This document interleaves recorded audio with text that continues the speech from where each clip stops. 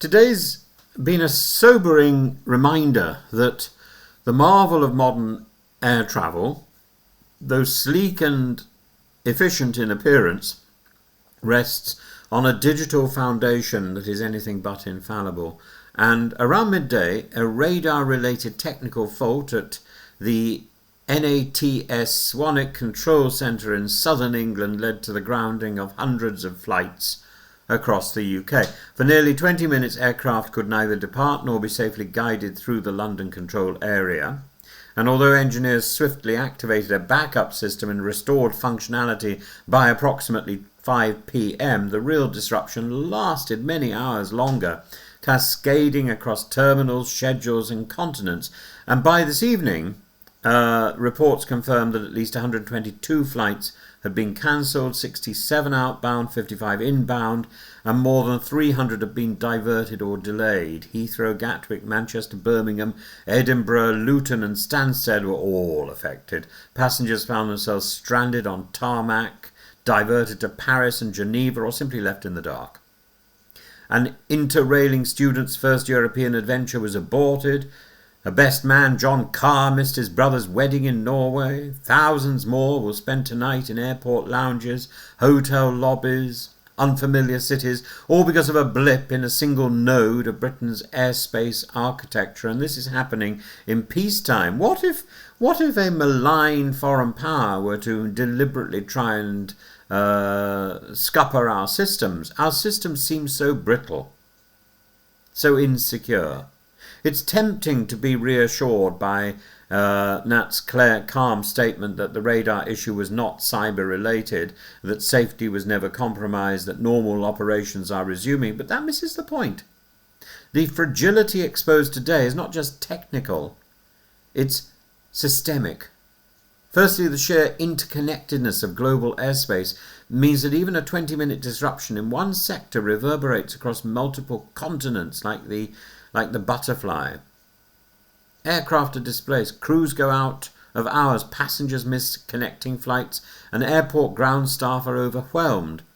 The aviation industry runs on a just-in-time model with no slack in the system at all. Secondly, this isn't the first time. In August 2023, a fault in the NATS flight plan processing system stranded over 700,000 passengers. Airlines reported over £100 million in losses, and yet nearly 2 years on, contingency remains inadequate.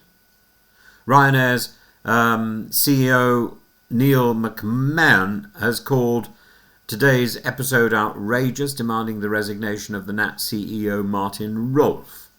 The Lib Democrat leader said Davey has also called for a full independent investigation into the incident, and rightly so. Third, the lack of public clarity over the root cause is disquieting.